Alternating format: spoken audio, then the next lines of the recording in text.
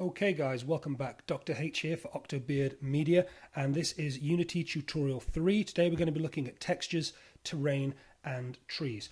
So in the previous tutorial we looked at parent and child relationships, we looked a little bit at shaders, and we looked a little bit at the JavaScript scripting options. So today I'm going to talk about textures, or more accurately I'm going to talk about materials. So if I just go down here to create, right click, I can create a material, and I'm going to call that material black. Now, as I did yesterday, I could just go straight up to the main albedo map here and I could make it black color, but I don't want to do that. I want to drop a texture in. I want to drop a black texture in, maybe some kind of like gunmetal black texture for the floor. It's a bulkhead, it's a spaceship, whatever else. Now, I know what you're asking. Why don't I just simply drag the texture into here and drop it onto the floor? I could do that. But here's the thing. Textures and materials are slightly different. Let's take a look at these two images here, these two black cars. They're both cars, they're both black. But this has got a matte black finish. This has got a much glossier, shiny finish on it. They're both black, but they're made, or they look to be made, from different materials. A material controls not only the colour or texture, but also how much light it reflects, whether you get this matte finish or this metallic shiny finish or whatever else. So if I just go back into my black material here, you can see I can control the metallicness of it. I'll slide that up in a second. I can put my main albedo, which is where my main texture is going to go. I can put all sorts of other things in here that I might get into in later tutorials. So let's bring in a texture. So what I've done here is I've just loaded up Google Images and I've searched for a seamless metallic texture. It's really important that you put seamless at the start and that you put texture at the end, because if you just type metal, well, you could end up with all sorts of things. Yeah, this is useful, this one not so much. The seamless bit means that the texture is tileable, which basically means like Pac-Man, where the texture goes off one side, it comes back onto the other. So you can tile one after the other, next to the other, and build up really big textures really quickly. Okay, I'm going to do my floor. So I'm going to like this one. Now I'm just going to download this straight from Google Images. If I was doing this for a build project, I would probably have to check the usage rights and make sure it's labeled for reuse or non-commercial reuse. Because I'm not making any money off this and because I'm not doing anything with it, I'm not looking to sell it, I'm just going to grab the first one I like the look of, which is this one. I'm going to save that image to the downloads, and then I'm going to drag that asset in. Now, here's my downloads, here's my asset. And what I could do is I could just drag it straight onto the floor, like that. It's not great, and also it's really zoomed out. You see how that's massive? The scale's all wrong. So I'm not going to do that. I'm going to undo that. I'm going to create this black, and I'm not going to call it black now. I'm going to call it metal. What I'm going to do is I'm going to drag the texture here, this square looking texture, up into this square albedo box here. Then if I drag the material on, okay, it's still nice and big, but I can change that, because what I can do down here in the tiling is I can decide how many times that same pattern gets repeated over and over and over. And hopefully, if it is seamless, it will be seamless. So instead of doing it 1, let's go 5 by 5. That brings the scale down, and it is seamless, perfectly seamless. If I go 10 by 10, brings the scale down again. If I start moving around on this now, this it probably still kind of looks a little bit big. I kind of feel like I'm one of the borrowers. So maybe I'm going to take the scale down to 15 by 15. And play again, and what I've got now is, yeah, it's just about passable. Okay, what I can also do, because it's a material, not just a basic texture, is I can increase the metallic, how much it reflects the light. So if I take it up to about 0.5, like that, about halfway there, and move along, you can see how that's different. It's reflecting the light of the sun that's up there. It becomes a lot more glossy, it becomes a lot more shiny in the way that it wasn't before. So that's how, and more importantly why, you create a material.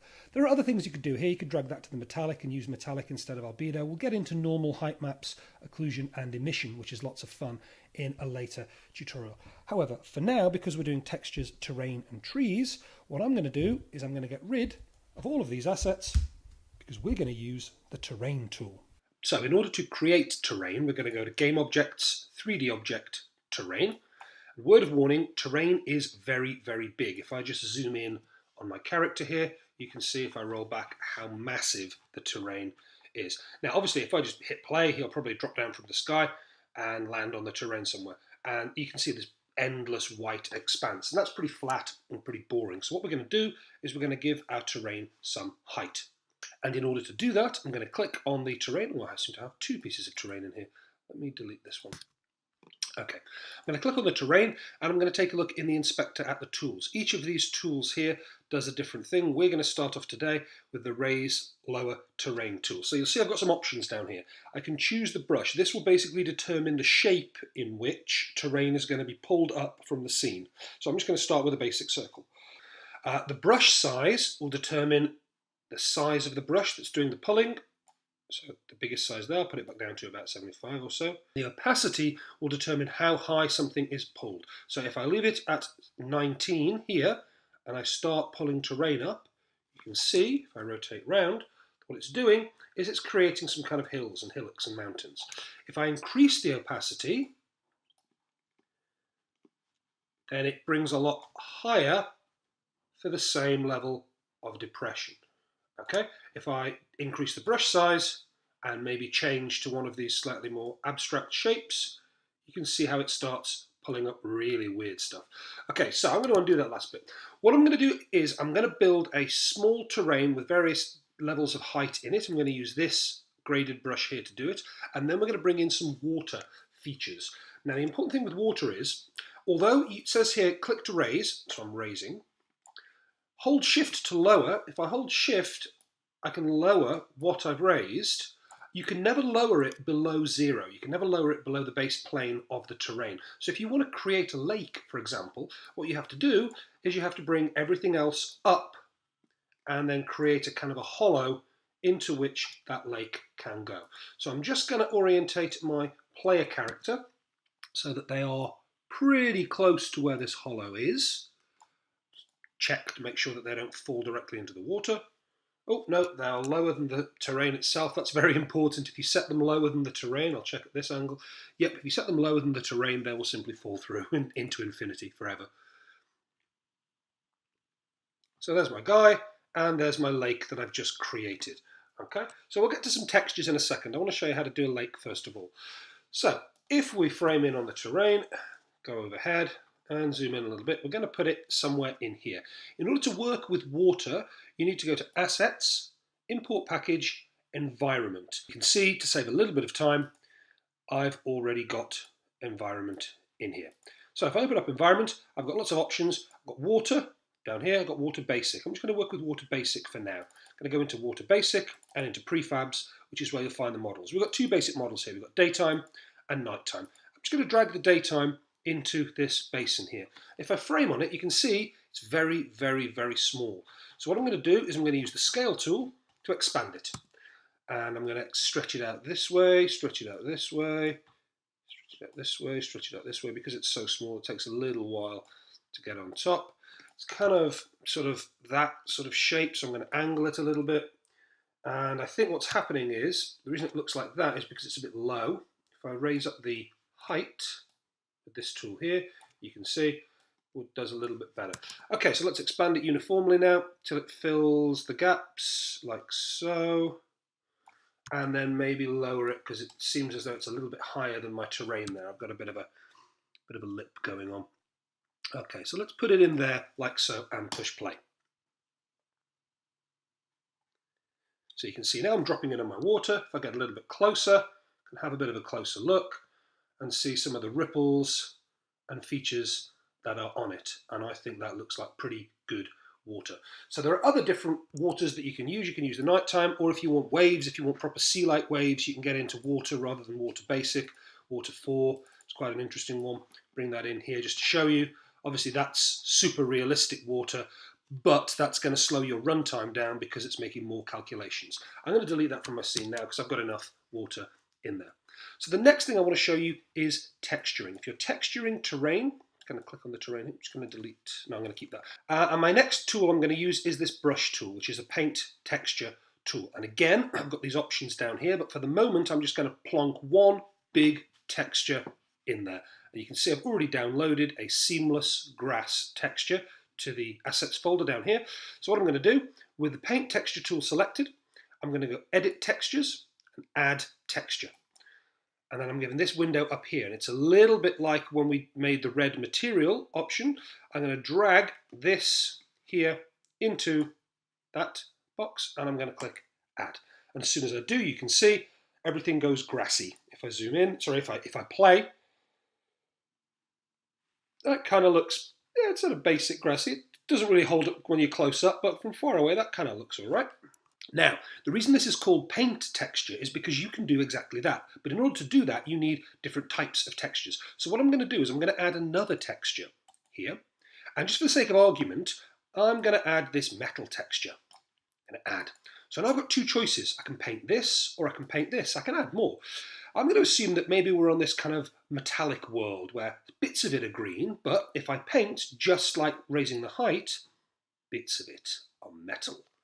So I'm going to paint the whole of this metal here so you can kind of see what I'm talking about. So what this is doing is it's painting one texture on top of another using the same tools as before, brush size and opacity, and also target strength. If I make the target strength 100, it will completely replace the texture below with the new texture. If I just play it to test this, you can see what I'm talking about. So if I move around here, hold shift to go a bit faster, you can see it's completely replaced this texture here with the texture that I've just put on. So you can use this for creating things like paths through terrain, creating snow on mountaintops, or whatever else. And you can paint in as many shapes as you like, and you can paint with as many textures as you choose to put on there. The final thing I'm going to show you today is the Paint Tree tool, which is this tool here. And this is really kind of cool. So obviously it says we have to define a tree in order for this to work. And this works exactly like the texture tool we've just done here. All we need is we need to have a tree in here. So trees are also in environment, speed tree, and I've got different options here. And I'm going to go with broadleaf. So if I open up the broadleaf folder, here's my broadleaf. And what I'm going to do is I'm going to, with terrain still selected, so I've still got terrain in the inspector, I'm going to edit trees and I'm going to add a tree. And then up to the top here where it says game object, I'm going to drag this broadleaf tree, which is a game object, and I'm going to click add. So what I've got now is I've got one tree in there. I could have other trees as well and select between them just like I've done with my textures here, but I'm just going to stick with this one tree for now. Again, we've got the brush size, which determines how big an area I'm going to plant trees over. And we've got the tree density, which determines how many of them get clustered together. I'm going to take both of these down quite low because I don't want to crash my computer again. I'm going to plant some trees. Well, I'm not going to plant them on the metal, am I? That would be silly. So all I do now is just click and drag. Click and drag. And you can see it's starting to create a forest of trees, which is really quite cool. If I move my player character over the trees, you can see that my character drops in to a whole bunch of trees. And gosh, that's a lot of trees. I think I've actually landed on top of the trees. Try and get down to ground level, find my way out of the forest. And there we go. You can see that is a lot of trees that have all been painted quite quickly. So, to recap, what have we looked at today? Well, we've looked at textures and materials and how and why you should use them. We've looked at building terrain and how you can change the height and depth of the terrain, how you can bring in a water feature. We've looked at how you can paint different textures onto the terrain. And finally, we've looked at how you can paint trees onto the terrain. One quick thing I did want to say about terrain if you're working with textures, if you don't like the zoom of the texture, if the texture looks too big or too out of scale, you can edit the texture, and you can do this when you add it as well, and you just change the tile size here, and that will change the number of times that it tiles the texture within the scene. So you can see that if I change this to 45 by 45, then the texture zooms in, makes it much bigger in terms of scale. Obviously, if I take it down to 5 by 5, then the texture is much, much smaller. It zooms out by scale. So you can change that in the terrain features there. Okay, that's all for this tutorial. In the next tutorial, we're going to take a look at lighting, global light settings, and skyboxes. Thank you very much for tuning in, and as always, please hit subscribe. Thank you.